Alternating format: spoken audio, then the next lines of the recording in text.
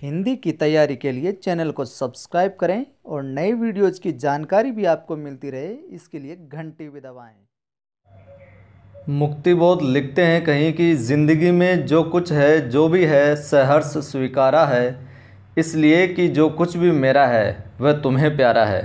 नमस्कार दोस्तों, स्वागत है आपका एक बार फिर से हिंदी साहित्य इतिहास की टेस्ट सीरीज़ के भाग 21 में। 5-6 रोज़ हो गए साहित्य इतिहास की टेस्ट सीरीज़ को डाले हुए। वीडियो अच्छा लगे तो लाइक करें, शेयर करें और ज़्यादा से ज़्यादा कमेंट करके अपनी राय देवें। अगर किसी को नोटिफिकेशन नहीं मिलता है वीडियो का, तो अगर दिन में 2 से ज़्यादा वीडियो डाले जाते हैं तो कई बार नोटिफिकेशन नहीं जाता है, तो आप चैनल पर जाकर चेक कर लिया करें। और अगर आप हमारे चैनल पर नए हैं तो सब्सक्राइब करके घंटे के निशान को दबा लें, ताकि जब भी नया वीडियो हम डालें उसकी सूचना आपको मिलती रहे। चलिए तथ्यात्मक प्रश्नों की शुरुआत करते हैं हम साहित्य इतिहास में। पहला कि तुलसीदास का समकालीन राम भक्त कवि नाभादास को माना जाता है। तुलसीदास के समकालीन अगर राम भक्त कवि की बात आएगी तो वो नाभादास की आएगी। हिंदी का जातीय कवि गोस्वामी तुलसीदास को माना जाता है। पूछ लिया जाए कि हिंदी का जातीय कवि किसे माना जाता है, तो गोस्वामी तुलसीदास को। उलट बांसी लिखने की प्रेरणा मुख्यतः कबीर को सिद्धों एवं नाथों से मिली थी।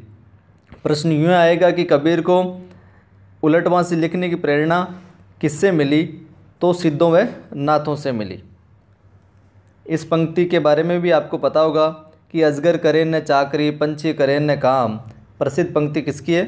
मलुकदास की। और वहीं जॉर्ज ग्रियर्सन ने मध्ययुगीन भक्ति आंदोलन को ईसाई धर्म की देन कहा है। जो जॉर्ज ग्रियर्सन ने कहा कि मध्ययुगीन जो भक्ति आंदोलन वो ईसाई धर्म की देन है। स्मार्त संप्रदाय के संस्थापक शंकराचार्य हैं, जिसमें पंचदेव उपासना की व्यवस्था की गई है। संस्थापक तो हो गए स्मार्त संप्रदाय के शंकराचार्य, और उसमें क्या है, पंचदेव उपासना की व्यवस्था देखने को मिलती है। आचार्य रामचंद्र शुक्ल के अनुसार साधना के क्षेत्र में जो ब्रह्म है, साधना के क्षेत्र में जो ब्रह्म है, साहित्य के क्षेत्र में वही क्या है, रहस्यवाद है। सनक संप्रदाय द्वैतवाद को कहा जाता है। ध्यान रखिएगा, सनक संप्रदाय किसको कहा जाता है? द्वैतवाद को कहा जाता है। अंगवधू नामक प्रसिद्ध जो काव्य संग्रह है वो दादू दयाल का है। अंगवधू नामक जो प्रसिद्ध काव्य संग्रह किसका है? दादू दयाल का है। और जिसके संकलनकर्ता कौन है? रज्जब। संत जगजीवन दास ने सत्यनामी संप्रदाय का प्रवर्तन किया था। तो सत्यनामी संप्रदाय के प्रवर्तक कौन हो गए? संत जगजीवन दास। अगला देखिए, दुर्साजी आडाकृत विरुद्ध क्षेत्री भक्तिकालीन वीर काव्य कृति है। दुर्साजी आडा की जो कृति है विरुद्ध क्षेत्री, वो भक्ति काल के एक वीर काव्य कृति है, और उसके अंदर महाराणा प्रताप का यशोगान मिलता है हमें। मुल्ला दाऊदकृत चंदायन नामक जो ग्रंथ है ये लोर कथा पर आधारित है। ये कौन कहते हैं? डॉक्टर माता प्रसाद गुप्त। माता प्रसाद गुप्त ने कहा कि मुल्ला दाऊद का चंदायन जो ग्रंथ है वो लोर कथा के ऊपर आधारित है। आचार्य शुक्ल के अनुसार पद्मावत का नागमती वियोग खंड हिंदी साहित्य की अनुपम निधि है। हिंदी साहित्य की अनुपम निधि माना है नागमती वियोग खंड पद्मावत के को आचार्य शुक्ल ने।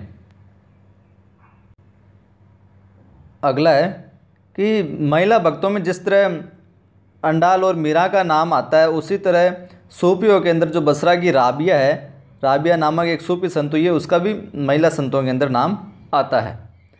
जायसी ने अपनी कृति आखिरी कलाम में कयामत का वर्णन किया है। पूछ लिया जाता है कि जायसी कृत जो आखिरी कलाम कृति है उसमें किसका वर्णन है, तो कयामत का वर्णन उसमें मिलता है। भारतीय अद्वैतवाद में जो स्थान माया का है, सूफी काव्य में वही स्थान शैतान का। ध्यान रखिएगा, भारतीय अद्वैतवाद में जो स्थान माया को दिया गया है, सूफी काव्य के अंदर वही स्थान शैतान को दिया गया है।